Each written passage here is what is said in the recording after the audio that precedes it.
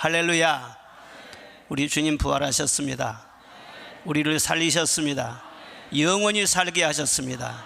모든 영광을 우리 주님께 올려드리겠습니다.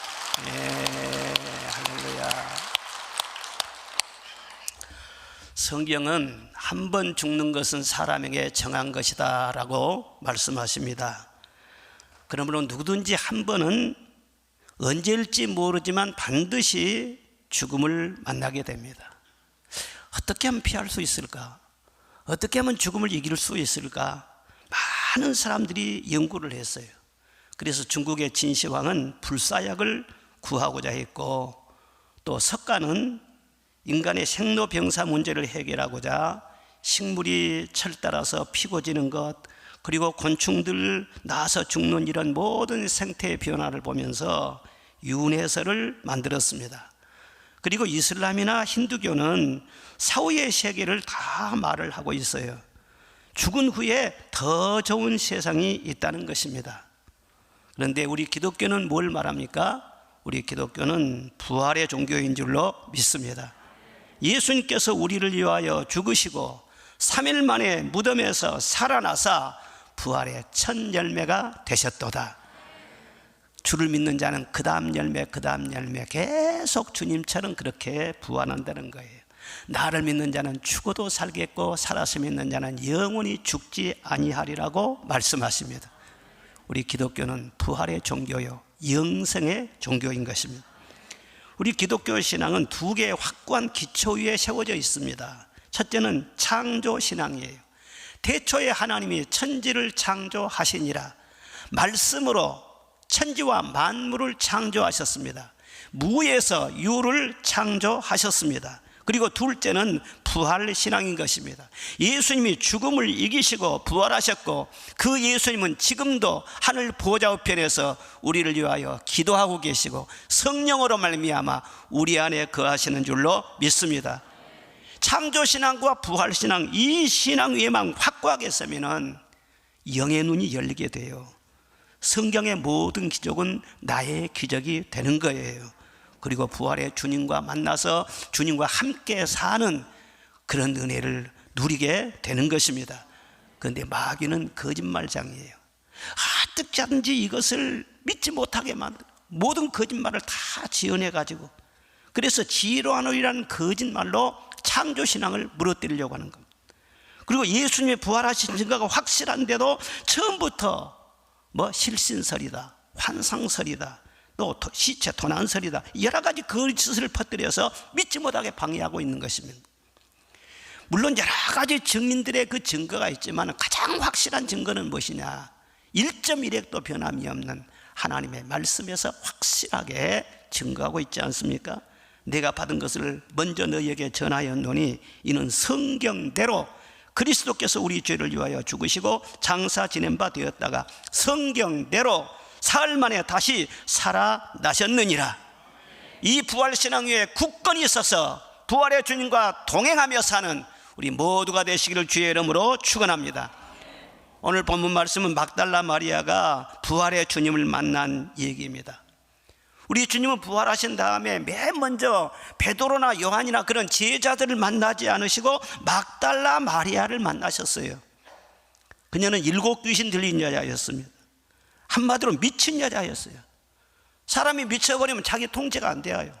젊은 여자인데 자기 몸 관리도 못합니다. 먹어도 개걸스럽게 먹고 양치질도 안 하고 목욕도 안 하고 몸에는 썩은 냄새가 나고 사람 취급이나 누가 하겠습니까? 그런데 예수님께서 그 귀신을 다 내어 쫓아주시고 깨끗하게 고쳐주셨습니다. 얼마나 감사합니까? 그래서 마리아의 중심에는 주님밖에 없는 거예요. 얼마나 주님을 사랑하고 사모했는지요. 그런데 그 예수님이 최근에 당한 일을 생각하면 가슴이 미어질 것 같고 막 찢어질 듯 그런 아픔이 있는 것입니다. 그러시고 거룩하시고 사랑 많으신 우리 주님이 온갖 비난을 다 받습니다. 배신을 당하십니다. 붙잡히십니다. 신문당하고 재판을 받아서 사형 선고를 받으셨습니다. 채찍에 온몸이 맞아서 찢겨집니다. 120근이나 되는 십자가를 지고 가다가 쓰러지고 또 쓰러지고 무릎이 부서지고 깨지면서 골고다 언덕까지 가지 올라가신 것을 막달라 마리아는 다 보았습니다. 못 박히셨습니다. 운명하시고 입관하시고 무덤에 장사 지낸 것을 끝까지 지켜본 사람이 바로 막달라 마리아였습니다. 그런데 무덤에 장사 지냈는데 안식일에는 여행을 못하니까 기다렸다가 안식 후 첫날 새벽, 바로 주일날 새벽입니다. 무덤에 간 거예요. 무덤이 석굴인데 가보니까 뻥 뚫려 있습니다. 돌문이 저만치 굴려져 있습니다. 이렇게 안을 구부려서 들여다봤더니 예수님의 시신이 보이지를 않습니다. 누가 훔쳐갔지? 그리고 밖에서 서서 울고 있는데 천사가 나타났습니다. 그리고 잠시 후에는 부활하신 주님이 나타나셨습니다. 그런데도 알아보지 못하고 동산지기인 줄로 착각을 하고 우리 주님을 어디다 두었어요? 우리 주님 어디가 계시지요? 물으면서 자꾸 찾고 있는 것입니다. 그때 주님께서 마리아야 부르셨어요. 항상 들었던 그 음성입니다. 익숙한 음성입니다. 마리아야, 라보니여, 선생님. 우리 주님께서 마리아를 부르시고 그가 주님을 향해서 또 말씀을 드리고 이렇게 대화가 터졌어요. 그래서 인격적으로 부활의 주님을 만난 것입니다. 그 후부터는 마리아는 방황하지 않습니다. 더 이상 주님을 찾지 않습니다. 마음속에 슬픔도 다 그쳐버렸습니다. 부활의 주님을 만난 벅찬 기쁨과 감격 그리고 확신, 그것으로 부활을 증거하는 증인으로 완전히 유턴하게 되는 것을 볼 수 있는 것입니다. 우리가 예수님 부활하신 것을 교리로도 알고 있고 방금 전에도 사도신경을 외우면서 고백도 다 했습니다. 그런데 무엇보다도 부활의 주님과 인격적으로 만나는 것이 중요하다는 것을 알아야 됩니다. 주님이 나를 부르실 때 그 음성을 알아듣고 내가 주님을 부를 때 주님께서 여기 있노라 응답해 주시고 이렇게 인격적으로 주님을 만나야 부활의 주님과 동행할 수가 있고 진정한 그리스도인이 될 수 있는 것입니다. 우리 주님은 2000년 전에 부활하셨지만 동에서 번쩍 서에 번쩍 그런 분이 아니십니다. 항상 나와 함께 계셔서 말씀을 걸어오십니다. 그리고 내 찬송과 기도를 들으십니다. 그리고 나를 감동하시고 이끌어 주시고 보호하시고 가르쳐 주시고 도와주시고 늘 함께 하시는 인격적인 주님이란 것을 믿으시기를 주의 이름으로 축원합니다. 우상 숭배하듯이 주님을 믿어서는 안 되는 것입니다. 다른 종교 믿듯이 어떤 의식만 지킴으로 다 되는 줄로 생각해서는 안 되는 것입니다. 지금 이 시간 예배를 드리면서도 설교자의 말씀을 들으면서도요 성령으로 주님의 음성을 들으시기를 바랍니다. 주님이 오늘 나에게 이렇게 말씀해 주셨다. 이게 바로 예배 아닙니까? 주님은 막달라 마리아에게 처음 만나셔가지고 3가지 말씀을 주셨어요. 첫째 무엇이냐? 울지 말라 말씀하셨어요. 뭐 하지 말라고요? 그렇죠, 울지 말라 말씀하셨어요. 11절에 보니까 무덤 밖에서 울고 있었어요. 울면서 주님을 찾았어요. 그 마리아를 보고 어찌하여 우느냐 말씀을 하셨어요. 주님을 사랑해서 울었죠. 주님이 그리우니까 울었죠. 주님의 시신이 안 보이니까 속상해서 울었지요. 그런데 주님 말씀하신 것은 울지 마라, 내가 지금 살았다, 내가 지금 여기 있지 않느냐. 마리아의 눈물을 아무도 씻어줄 자가 없습니다. 그런데 주님께서 말씀으로 씻어주신 것입니다. 눈물을 씻어주시고 대신 위로와 기쁨으로 채워주십니다. 이 시간 부활의 아침에 우리 주님이 다가오셔서 여러분들이 어떤 연유로 눈물을 흘리시든 간에 여러분의 모든 마음의 눈물을 씻어주시기를 주의 이름으로 축원합니다. 어떤 사람들은 남자의 눈물샘은 깊기 때문에 한참 동안 퍼올려야 눈물이 나오지만은 여자의 눈물샘은 얕대요. 그래서 살짝 건드리기만 하면 눈물이 쭉 쏟아진다는 것입니다. 그래서 성경 말씀 보면 예수님이 고난당하실 때도 남자들이 울었다는 말은 한마디도 없습니다. 무거운 십자가를 지고 골고다를 향해서 올라가실 때 주님을 사랑하는 여인들이 따라가면서 많이 울었어요. 하도 우니까 예수님께서 돌아보시면서 나를 위하여 울지 말고 너와 너의 자녀들을 위해서 울라, 그렇게 말씀하셨어요. 자녀들을 위해서 울래요. 이 시대에 흐르는 어머니의 눈물, 누가 울지 말라 함부로 그렇게 말해줄 수 있겠습니까? 자녀들을 낳아서 기르다 보면 자녀들 때문에 짐이 생기고 눈물이 많은 거예요. 자녀들의 건강 문제, 학업의 문제, 결혼 문제, 취업 문제. 결혼한 다음에도 자녀들은 짐입니다. 기독감입니다. 늘 자녀들 때문에 눈물이 맞이하는 것이 어머니의 심정인 것입니다. 그런데 자녀들을 위해서 울어라. 그러면 눈물의 자식은 망하지 않는다, 그런 말씀이죠. 그리고 너를 위해서 울어라. 다른 사업을 위해서 울지 말고, 출세를 위해 울지 말고, 환경을 위해 울지 말고, 너를 위하여, 내 영혼을 위하여 울라는 거예요. 그러면 너의 영혼 절대로 버림받지 않는다는 거예요. 그리고 영혼이 잘 되면은 범사에 잘 될 것이다, 강건하게 될 것이다, 그렇게 말씀하시는 거예요. 예수님께서는 우리의 눈물을 씻어주시는 분이에요. 인간이 가지고 있는 가장 큰 소원이 두 가지라고 그럽니다. 하나는 사랑받고자 하는 소원이에요. 우리 인간은 사랑받기 위해서 태어난 존재지요. 그렇습니다. 그래서 사랑을 받아야 살맛이 나고 행복하고, 정말로 사랑받은 것을 스스로 느끼면은요, 세상 부러운 것이 없어집니다. 그런데 참 사랑이 어디가 있나? 사랑이 다 있어요. 유행가에도 있고, 드라마에도 있고, 친구 간에도, 부부 간에도, 연인 간에도 많은 우리가 사랑을 나누며 삽니다. 그런데 내 마음 가장 깊숙이까지 채워줄 수 있는 참 사랑, 변함없는 사랑, 진한 사랑, 이게 없는 거예요.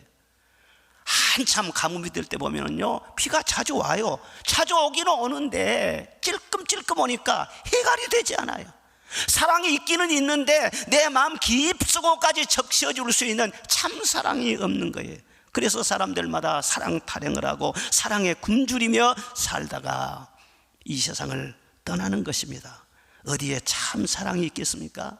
사랑은 여기 있으니 우리가 하나님을 사랑하는 것이 아니요, 하나님이 우리를 사랑하사 독생자를 보내주셨다 말씀을 하십니다. 우리 주님의 십자가는 하나님의 사랑의 증표인 것입니다. 상징인 것입니다. 십자가의 사랑보다 더 진하고 큰 사랑이 있을 수가 없어요. 여러분이 아무리 인생이 공고하고 힘들고 한다고 할지라도 나를 위해서 죽기까지 하신 주님의 그 사랑을 생각하면은요, 힘이 나지 않아요? 치유가 되지 않아요? 그리고 그 다음 두 번째 마음의 소원이 무엇이냐 그러면은 오래 살고자 하는 소원을 사람마다 다 갖는다는 것입니다.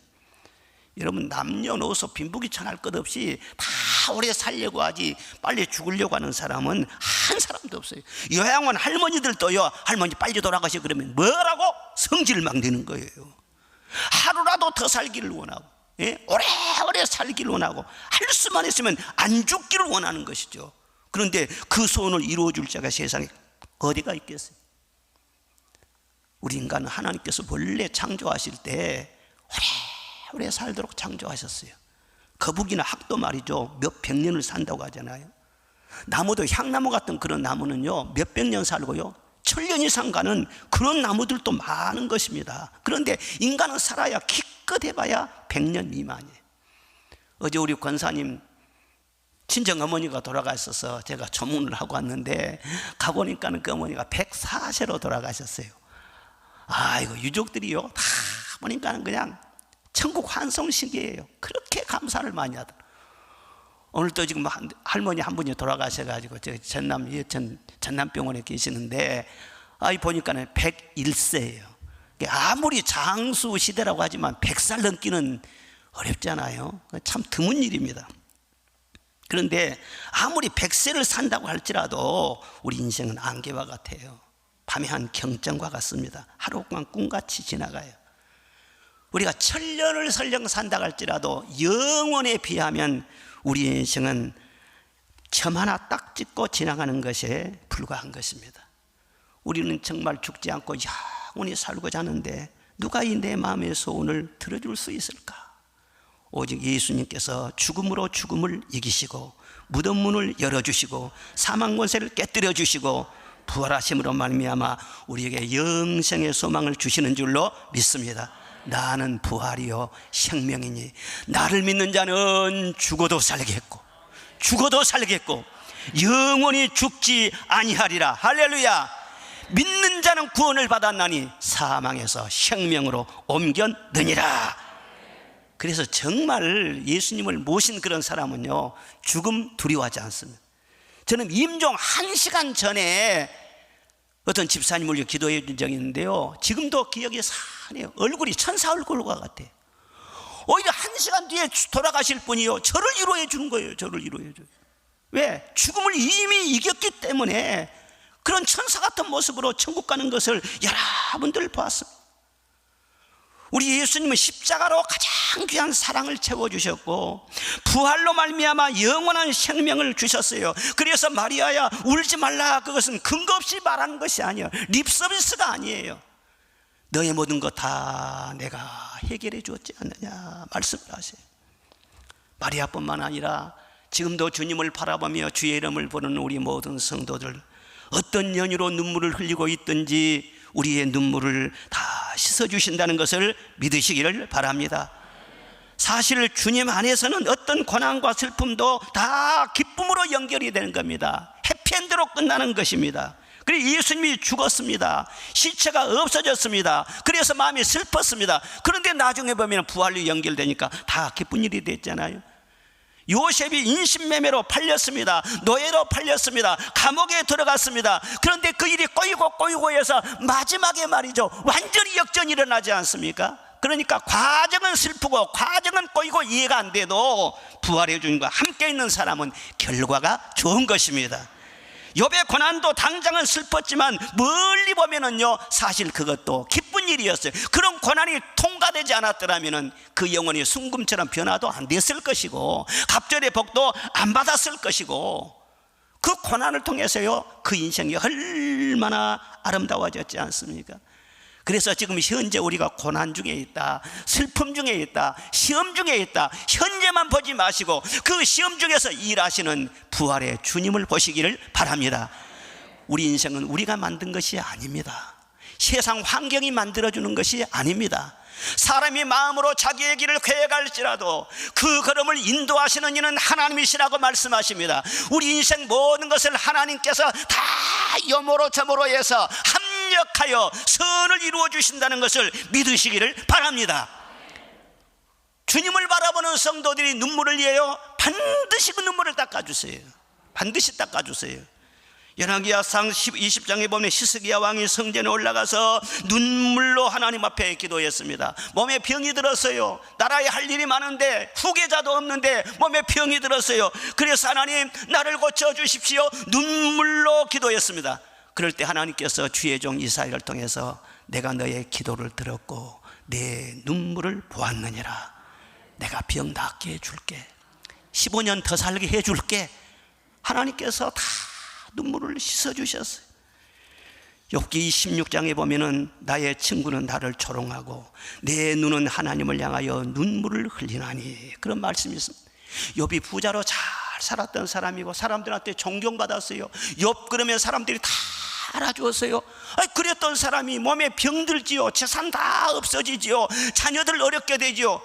그러니까 사람들도 무시하는 거예요. 욥은 그대로인데 사람들이 무시해요. 짓밟고. 하나님, 내 친구들까지 나를 조롱합니다. 내가 하나님 밖에는 이 마음을 바칠 자가 없습니다. 하나님 앞에 눈물을 흘리면서 기도했습니다. 여러분, 어려움 당할 때 사람들 앞에서 눈물을 보이지 마세요. 더 무시당합니다. 앞에서 동정한 것 같아도 하나님 앞에 눈물을 쏟으세요. 하나님 앞에 여러분의 마음을 다 쏟아놓으세요. 주 예수께 조용히 나가 내 마음을 쏟아놓으라. 늘은 미리 보시는 주님 그 은혜를 베푸시리. 욥의 눈물요 다 씻어주셨어요. 너무너무 아름답게 하셨어요. 특별히 다윗은 눈물이 많은 사람이었어요. 시편 39편에 보면 여호와여 나의 기도를 들으시며 내가 눈물 흘릴 때 잠잠하지 마옵소서. 나는 떠도는 나그네와 같습니다. 이리 가서 구박당하고 저리 가서 구박당하고 어디 마음 붙일 곳이 없습니다. 너무나도 외롭다는 것입니다. 사람들이 종일 내게 하는 말이 내 하나님이 어디 있느냐 하오니 내 눈물로 내 음식이 되었나이다. 아니, 기도 많이 한다면서 너 하나님 열심히 섬기고 찬송 많이 부르지 않아? 하나님 앞에서 하나님 경외하지 않아? 그럼 너 어려움 당해도 하나님이 안 도와주시네? 너희 하나님 어디 있는 거야? 어디 있는 거야? 가까운 사람들이 비웃고 조롱을 합니다. 그래서 하나님 앞에 엎드릴 때마다 눈물 많이 흘렸어요. 내 눈물이 음식이 되었습니다. 여러분, 나중에 보면은요, 이 다윗의 눈물 하나님이 깨끗하게 씻어주셨어요. 내 영혼을 사망에서, 내 눈을 눈물에서, 내 발을 넘어짐에서 건져 주셨나이다. 하나님께서는요, 한번 약속하시면 그대로 이루어 주신 분이세요. 저 천국은 어떤 곳인가? 저 천국은 왜 좋은 곳인가? 이 세상에서 슬퍼서 울고 아파서 울고 고독해서 울고 억울해서 울고 눈물이 많은데 천국에 올라가면은 모든 눈물 다 씻어주신다고 말씀을 하십니다. 요한계시록 7장에 보면은 어린 양이 그들의 목자가 되사 생명수 샘으로 인도하시고 하나님께서 그들의 눈에서 모든 눈물을 씻어주실 것입니다. 21장에 보면은 모든 눈물을 그 눈에서 닦아주시니 다시는 사망이 없고 애통하는 것이나 고가는 것이나 아픈 것이 다시 있지 아니하리라. 그래서 천국은 좋습니다. 지금 당장에 죽음이 내 앞에 온다고 할지라도 죽음 통과하면 반드시 천국문이 활짝 열어지게 될 줄로 믿습니다. 그래서 우리에게는 두려움이 없는 것입니다. 그런데 불신자, 예수님이 그 속에 없는 자는 죽음을 통과한 다음에 지옥문이 확 열어지는 것입니다. 뜨거운 지옥불 속으로 폭 떨어지는 것입니다. 영원히 나오지 못할 지옥불 속에서 고통당할 것을 한번 생각을 해보세요. 우리가 예수 믿는 것이 얼마나 감격스러운 것인지. 여러분이 아무리 고통을 당하고 주님 믿기 때문에 어려움을 당한 것 같아도 그것은 내게 주신 특권과 축복에 비하면 천분질 만분질도 안 되는 거예요. 마리아야, 울지 말라. 내가 살았지 않느냐? 내가 너와 지금 함께하지 않느냐? 두 번째로는 누구를 찾느냐 말씀을 하셨어요. 15절에 보니까 여자여 어찌하여 울며 누구를 찾느냐 말씀을 하십니다. 너 죽은 예수 찾지 말라. 무덤에 가서 시체 만나서 뭐 하려고 그러니? 살아있는 예수님을 만나야지. 그는 여기 계시지 않고 이미 살아나셨어. 무덤 안을 아무리 들여다봐야 거기에 주님 안 계셔. 부활하신 주님은 지금 살아계셔. 살아계신 부활의 주님을 만나라는 거예요. 그래서 예수님 평소에 나는 죽을 것이다, 그리고 3일 만에 다시 살 것이다 여러 번 말씀하시면서 내가 살아나면은 갈릴리에서 만나자 그랬어요. 내가 살아난 다음에 무덤에서 만나자, 그런 말씀은 한 번도 한 적이 없어요. 그런데 막다나 마리아는 그 말씀을 잊어버리고 무덤으로 간 거예요. 그 무덤에서 부활하신 주님을 확인하기는 했지. 빈 무덤인 것을 확인이 됐지요. 시신을 쌌던 세마포나 머리에 쌌던 그 수건이나 보니까는요 그대로 쌌던 그대로 있어요. 그리고 예수님이 신령한 몸으로 딱 변화되었고 몸만 싹 빠져나갔어요. 마치 나방이 누에 고치를 딱 이렇게 들어있다 그 고치를 살짝 이렇게 뚫고 말이죠 빠져나간 것처럼 예수님이 신령한 몸으로 그대로 빠져나가니까 그대로 수건은 있는 거예요. 그리고 돌문은 저만치 굴러져 있는 거예요. 그리고 예수님이 부활하셨구나 무덤에 가서 확인을 했어요. 그러나 예수님은 무덤에 머무시지는 않습니다. 잠시 동안 3일 동안 무덤에 머물긴 했지만은 계속 무덤에 머물러 계시지는 않습니다. 부활의 주님을 만나기 위해서는 무덤을 떠나야 하는 것입니다. 신앙생활을 오래 하다 보면은 어떤 고정관념이 생길 수가 있고 습관이 반복되면서 타성이 생길 수도 있고 어떤 전통이나 교월이나 형식이나 의식에 매여 있을 수가 있어요. 물론 그런 것들이 잠시 동안 신앙생활을 하는데 도움을 준 것은 사실입니다. 그러나 그 틀 안에 우리 부활의 주님은 매여 있지는 않는다는 것입니다.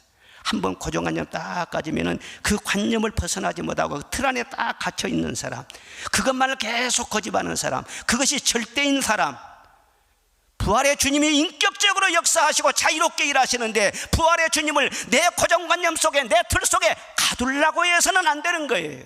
부활의 주님은 만날 수가 없는 거예요. 지금도 주님께서는 틀을 깨뜨리시고 얼만큼 크게도 얼만큼 자유롭게도 역사하시는데 무덤에서 나오라는 거예요.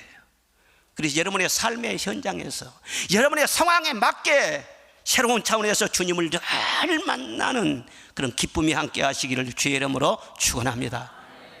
무덤에 갇혀 계신 시체로서 예수님 찾지 말라. 너 누구를 찾고 있느냐? 살아있는 예수님을 만나려고 하라는 것이에요.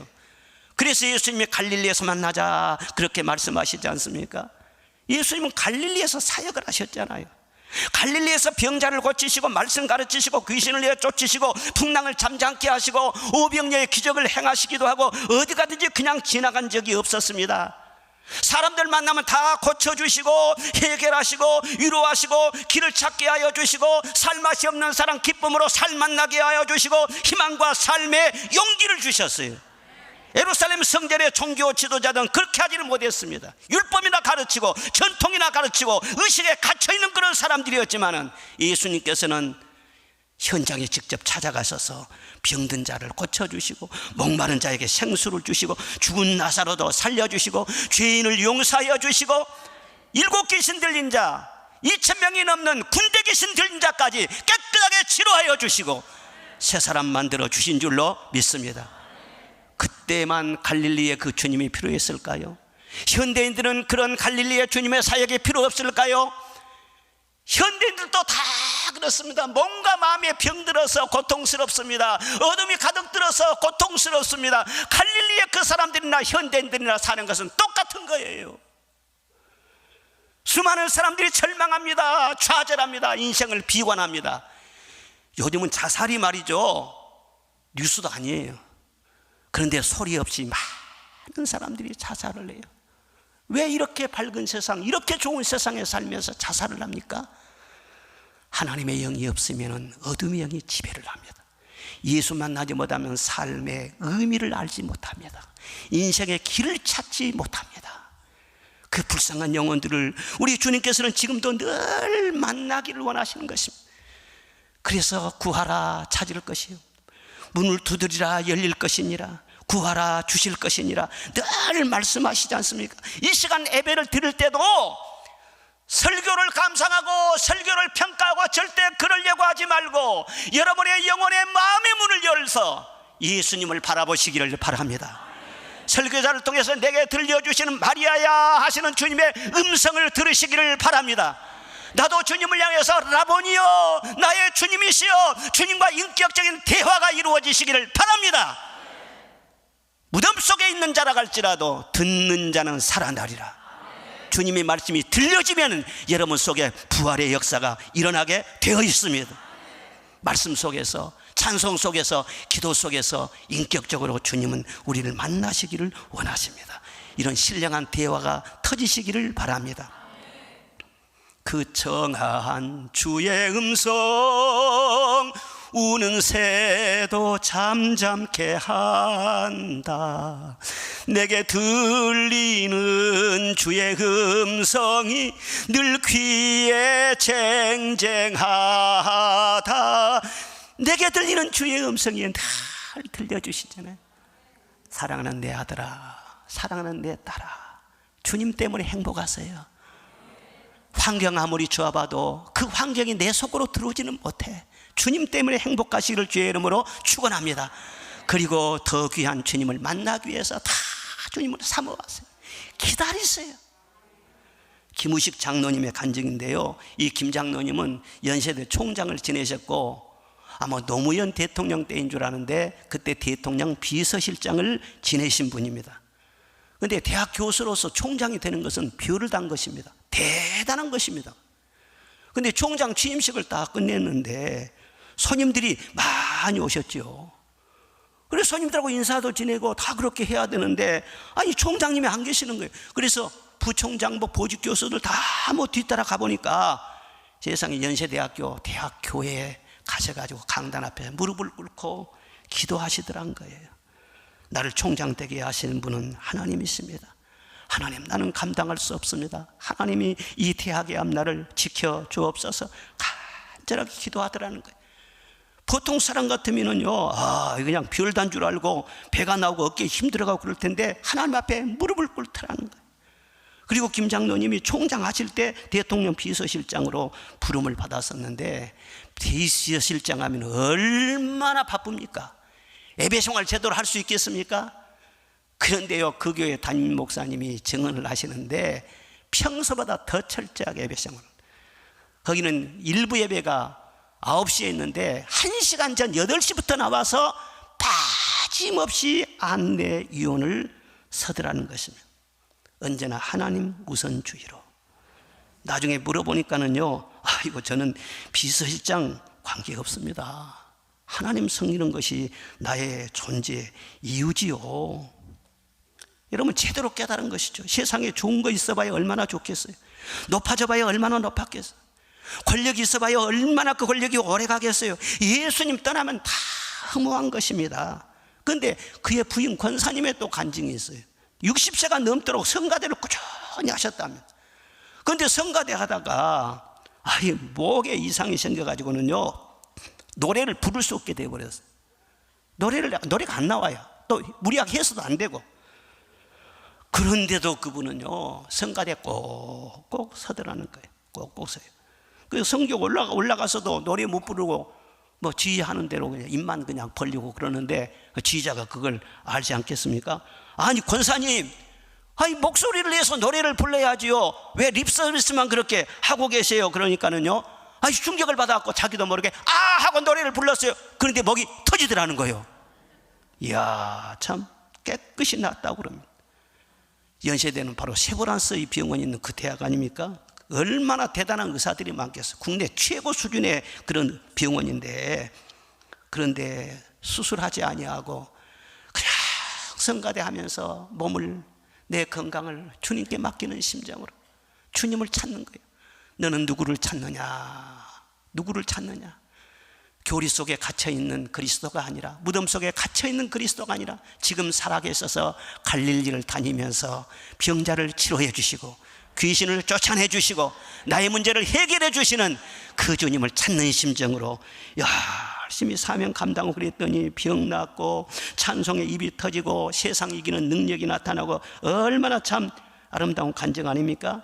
사실 우리가 세상 살아보면은 사람이 능력이 있어봐야 얼마나 있고, 돈 있어봐야 얼마나 있겠습니까? 학벌 좋아봐야, 미인하고 결혼을 해봐야, 좋은데 신혼여행 다녀봐야 별거 아니에요. 살다 보면은요, 별거 아니에요. 예? 우리나라에 그랬잖아요. 국민소득 3만 불만 되면은 천지개벽할 줄 알았어요. 그건 딱 3만 불 됐거든. 그런데 더 바빠요. 더 피곤해요. 부부간에 같이 일하지 않으면 먹고 살기도 힘들어요. 여러분, 세상에 별 세상이 없습니다. 아무리 좋아도 이 세상은 참 만족이 없습니다. 주님보다 더 좋으신 분이 없습니다. 부활의 주님 만난 것이 최고의 복인 줄로 믿습니다.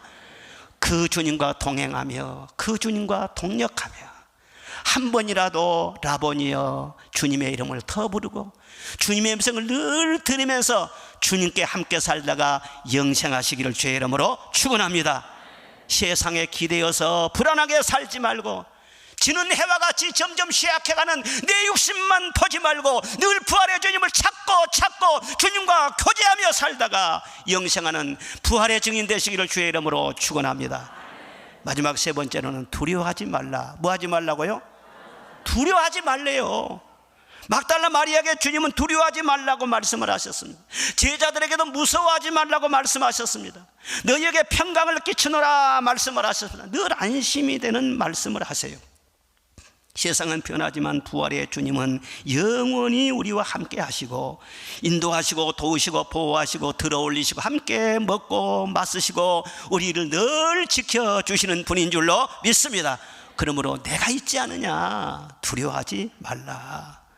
하나님의 자녀로서 내가 늘 내 곁에 있는데 네가 그렇게 두려워가 무서워하면 세상을 나보다 더 크게 본 것이 아니냐, 나 자존심 상한다는 거예요. 속상하다는 거예요. 그러니 두려워하지 말라 자꾸 말씀하세요. 디모데후서 1장에 보면 하나님이 우리에게 주신 것은 두려워하는 마음이 아니라고 했습니다. 능력과 사랑과 근신하는 마음이라고 했습니다. 그런데 하나님이 두려움을 안 줬는데 누가 주었을까요? 두려움은 마귀가 쏜 화살인 것입니다. 우리 그리스도인들이 창조신앙과 부활신앙 위에 굳건히 근원이 있으면 빈틈이 없습니다. 마귀가 해볼 수가 없습니다. 그러니까 신앙에 확고하게 선 사람들에게 마귀가 못해 보니까 두려움이라고 화살로 공격을 하는 거예요. 이게 바로 영적인 싸움인 것입니다. 영적인 싸움은 무엇과의 싸움이냐? 두려움과의 싸움입니다. 두려움과의 싸움이에요. 그래서 성경에 보면 하나님의 사람 중에 두려움의 공격을 안 당하는 사람이 없습니다. 아브라함도 그렇고 야곱도 그렇고 모세도 여호수아도 바울사도도 다 두려움에 떤 적이 있습니다. 그래서 늘 두려워하지 말라. 두려우면 형벌이 따른다. 강하고 담대하라. 온전한 사랑으로 두려움을 내어 쫓으라. 늘 말씀을 하시는 것입니다. 상황이 무서운 것이 아니에요. 두려움의 화살로 팍 쏘면은요 정말 죽을 것 같습니다. 저도 그전에 그런 경험을 해봤습니다. 상황은 그대로인데 마귀가 확 두려움을 주니까는요 꼭 그날 저녁에 죽을 것 같아요. 꼭 죽을 것 같아요. 야, 이러다 죽겠구나. 그 나중에 알고 보니까는요 아무것도 아니야. 어떻게 해서 내가 그런 두려움을 가졌지? 마귀가 화살로 팡 쏜 거예요. 진짜 죽어요. 그래 주님께서는요 사랑하는 자녀들이 그렇게 마귀의 공격의 대상에 그렇게 노출되지 않도록 말씀의 방패로 자꾸 막아주신 거예요. 두려워하지 말라. 두려워하지 말라.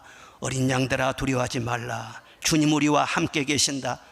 하늘과 땅의 모든 권세로 그 양떼들을 항상 지키신다. 오직 믿음, 오직 믿음, 두려움 없으리. 오직 믿음, 믿음의 방패로 막아내시기를 바랍니다. 내 생명은 주님의 손에 있습니다. 내 길도 주의 손에 있습니다. 이 부활의 기쁨이 여러분의 심령속에 충만해서 두려움의 영인 악한 사탄은 예수 이름으로 떠나가고 천국의 기쁨과 담대함으로 가득하시기를 주의 이름으로 축원합니다. 여러분의 내면이 굳게 서지 않으면 가정을 든든히 지킬 수 없습니다. 여러분의 내면이 든든하지 아니하면 하나님이 주신 축복도 누리지도 못해요. 따라합시다. 예수 이름으로, 예수 이름으로 두려움은 떠나가라. 마귀가 듣습니다. 마귀가 공격하면 우리를 또 총을 쏴야 할 거 아니에요? 말로 딱 공격을 해야 돼요. 예? 입을 다물고 있지 말고요. 그리고 그 후에 마리아에게 하신 말씀이 중요합니다. 너 가만히 있으면 너 다시 두려움 찾아온다. 부활의 주님을 만났다 할지라도 가만히 있으면요 사람이 공연히 또 딴 생각이 나게 돼요. 그러므로 가만히 있지 말고 너는 가라. 너는 가라는 거예요. 움직이라는 거예요. 그래 17절 보니까 예수께서 이르시되 나를 붙잡지 마라. 내가 아직 아버지께로 올라가지 아니했다. 그렇게 말씀하셨어요. 붙잡지 말래요. 이 말의 뜻이 무엇이냐? 나를 너 한 사람만의 구주로 붙들어 매지 말라. 그런 뜻인 것입니다. 그래서 너는 형제들에게 가서 이 사실을 전해라고 말씀을 하십니다. 나만 길을 찾고 나 주님 만난 것으로 멈추지 말고 가서 네가 제일 먼저 나를 만났지 않느냐. 그러므로 나는 만났다. 내가 보았다. 내가 주를 영접했다. 그것을 전하라고 말씀을 하십니다. 그래서 18절에 보면은 막달라 마리아가 가서 제자들에게 내가 주를 보았다 하고 제자들에게 가서 전했다는 말씀이 바로 나오지 않습니까? 사랑하는 여러분, 내가 만난 주님을 다른 사람에게 전하시기를 주의 이름으로 축복합니다. 그때 부활의 주님이 능력으로 역사하십니다. 담대하게 역사하십니다. 그런데 주님을 만나고도 가만히 있으면요 공연하게 또 다른 생각이 들어와요. 내가 만난 주님이 진짜 맞나? 별 생각이 자꾸 들어와요. 허약해지는 거예요. 여러분이 진정으로 부활의 주님을 만났으면 여러분의 자녀들에게라도 전해야 됩니다. 전하지 아니하면 내 영이 죽습니다. 지금 예배드리는 이 순간에도 이 부활의 기쁨을 내가 누구에게 전해주지? 문자 하나라도 해주고 말이죠. 통화 하나라도 해주고 말이죠. 누구에게든지 전해주라는 것입니다. 내가 주를 만난 기쁨이 크지요. 그런데 내가 그 주님을 전해서 다른 사람이 주님을 만나게 될 때 그 기쁨은 더 커지는 것입니다. 할렐루야. 그래서 전도, 선교하는 것을 꼭 무슨 거창하게 생각하지 말고 평범하게 대화하며 부부간에 대화하면서도 난 오늘 목사님 말씀에 이렇게 은혜 받아서 정말 주님이 우리를 사랑하셔. 이 한마디 해주면 그게 증인인 거예요. 그래서 늘 은혜스러운 그런 말을 해라. 복음의 씨앗을 자꾸 뿌리라는 것입니다. 특별히 부활절은 우리나라에 복음이 씨가 뿌려진 그런 절기이기도 하지 않습니까? 1885년 부활절 새벽에 일본에 머물렀던 언더우드 아펜셀러 이 두 선교사가 제물포에 도착을 합니다. 137년 전의 일입니다. 그때 복음을 뿌려준 그들의 수고가 있었기 때문에 오늘 우리가 있는 것이고 오늘 우리 교회가 존재하는 거 아니겠어요? 양화진에 가면은 한국에서 복음 전하다 천국 가신 선교사님들 167분이 잠이 들어 있습니다. 그런데 거기에 조지 헨리 뉴라고 하는 의료 선교사님이 계시는데, 그분은 1922년부터 1984년까지 장장 62년 동안 한국에서 의료 선교 사역을 하신 분입니다. 그런데 그 묘비에 그렇게 새겨져 있어요. 나는 한국에 구경 나온 사람이 아닙니다. 한국에 뼈를 묻으러 온 사람입니다. 이리가 한국에 오면은 도망가는 것이 아니라 양떼를 지키다 희생하는 목자가 되기를 원합니다. 나는 어느 환자라도 소홀히 치료하지 않았습니다. 이승만 대통령을 치료할 때나 시골 안악내를 치료할 때 나의 최선의 노력을 다 바쳤습니다. 대통령을 치료할 때나 못 배우고 돈 없고 무식하고 가난한 안악내를 치료할 때 똑같은 마음으로. 이 마음이 무슨 마음일까요? 예수 그리스도의 마음이에요. 예수님의 마음, 이게 바로 부활의 증인이에요. 예수님의 마음이 있으니까 사람을 차별하지 않아요. 다 귀하게 여겨요. 여러분, 오늘날 우리 대한민국이 이렇게 견고하게 사는 것은 그냥 선 것이 아닙니다. 이런 선교사님들의 희생 덕분에 오늘 이 대한민국이 있다는 것을 잊지 마시기를 바랍니다. 부활의 주님을 만난 마리아는요, 열심히 달렸어요. 베드로에게 가서 전했어요. 요한에게 전했어요. 그러니까 그들도 또 부활의 소식을 듣고 열심히 달렸어요. 오늘 성경 말씀은 더 빨리 달렸다는 그런 말이 나옵니다. 경쟁적으로 달렸어요. 여러분이 세상 일에는 너무 경쟁하지 마세요. 좀 포기해도 좋아요. 좀 뒤로 늦게 가도 좋아요. 그러나 주님의 복음을 전하고 주님을 사랑하는 데 있어서는 경쟁하는 것이 더 좋아요. 열심히 경쟁적으로 달렸어요. 그래서 부활의 주님을 만난 사람은 다 속도가 붙습니다. 베드로는 더 빨리 달리려고 물에 뛰어들어가 헤엄을 치기도 했습니다. 다 모두 가만히 있지 않고 움직이는 것을 보게 됩니다. 모든 생태계가 그렇습니다. 살아있는 것은요, 생명은 움직여요. 짐승들도 열심히 습속에서 움직여요. 새는 날아가고요, 톰슨가지는 빨리 달리게 되고요, 뭔가 그냥 막 쫓기고 달리고 쫓기는 그런 것들을 우리가 볼 수가 있습니다. 현대인들이 과학 문명이 발달되고 지식이 발달되면서 다 이렇게 움직입니다. 가만히 있지를 않습니다. 늘 인터넷으로 수많은 정보들이 왔다 갔다 그렇습니다. 점점 이 세상의 통신망이 좋아지고 점점 교통이 얼마나 좋아진지 모릅니다. 자동차 속도가 더 빨라져요. KTX 엄청나게 빨라져요. 비행기도 어마어마하게 빨라지고 있어요. 그런데 가만히 보면은 뭘 가지고 가나, 뭘 하려고 저렇게 빨리 가나, 누구를 만나려고 저렇게 빨리 가나, 빨리 가봐도 별일도 없어. 그런데 빨리 재촉만 해요. 우리는 뭘 가지고 가야 되겠어요? 복음을 가지고 가야 돼요. 전해줄 사람을 목적하고 가야 돼요. 우리가 공부하는 것도, 사업하는 것도, 결혼하는 것도, 우리가 돈 버는 것도, 무엇을 하든지 시의원 나와서 정치를 하신 그런 분들도 다 마찬가지예요. 무엇을 위해서 해야 돼요? 복음을 위해서, 하나님의 나라를 위해서. 이 한 가지 목적을 가지고 열심히 달리는 거예요. 이 세상 사람들은요, 달리는 것이 두 가지가 있어요. 복음을 가지고 열심히 달리는 사람들이 있고, 그리고 이 세상 것을 붙잡기 위해서 열심히 쫓아가는 그런 사람들이 있고, 끝까지 여러분들 복음을 위해서 달려가는 아름다운 성도가 되시기를 주의 이름으로 축원합니다. 가다가 멈추면 안 됩니다. 가다가 꺾이면 안 됩니다. 어떤 연세 많이 드신 목사님이 계셨는데 이제 몸도 망가지고 힘이 쇠약해져서 이제는 사역을 다 내려놓으셔야 됩니다.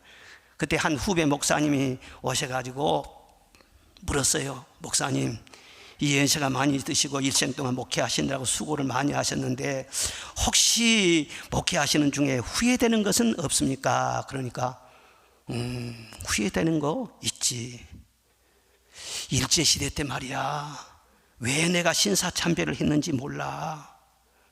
그때는 세계가 다 일본 세상이 될 줄 알았거든. 일본이 영원할 줄 알았거든. 그리고 일본 형사들이 그렇게 고문하고 무섭게 하니까 마음속으로 딱 한 번만 신사 앞에 절해야 되겠다. 그리고 한 번 절했는데 계속 절하게 되더라는 거예요. 계속 절하게 되더라는 거예요. 그렇죠. 한 번 술 먹으면 계속 먹게 됩니다. 한 번 남 욕하면 계속 욕하게 됩니다. 한 번 도박하면요 계속 도박합니다.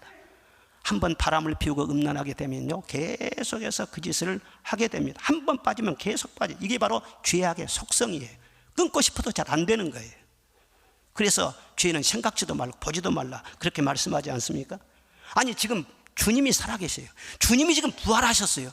시퍼렇게 살아계세요. 그런데 예수님 부활하셨는데 술을 먹어요? 아니 예수님 부활해서 보고 계시는데 우상 숭배를 해요? 예수님이 부활하셨는데 남을 비방을 해요? 아니 예수님 부활하셔가지고 다 지금 보고 있어요. 거짓말을 지어내요? 거짓말로 남을 공격해요? 그건 부활의 증인이 아니에요. 부활의 증인이 아니에요. 여러분 주님을 만났으면 정말 주님의 증인으로 사시기를 주의 이름으로 축원합니다. 성령을 거스리면 안 되는 것입니다. 목적 있게 살아야 됩니다. 살리기 위해서 사시기를 바랍니다. 주의 영광을 위해 사시기를 바랍니다. 아무리 내 감정이 요동하고 내 생각이 달라도 절대로 사람 죽이는 일 하지 마세요. 누구라도 살리는 일 하시기를 바랍니다. 화평케 하는 사람이 돼야 돼요. 말 한마디, 이게 부활의 증인 아니겠어요? 부활의 주님은 마리아에게 울지 말라, 너 누구를 찾느냐, 두려워하지 말라 말씀하셨어요. 여러분 혼자 절대 살지 말고 우리 주님 부활하셨으니까 우리 주님과 함께 사시기를 바랍니다. 날마다 부활의 증인으로 살다가 언제 종말론정으로 예수님이 재림하시는 그 순간에 이제 우리는 몸이 변화될 것입니다. 무덤 속에 잠자던 자를 또 다 살아날 것입니다. 이 종말령 그 부활에 우리 모두가 다 참여해서 영생하는 그런 저와 여러분이 되시기를 주의 이름으로 축원합니다.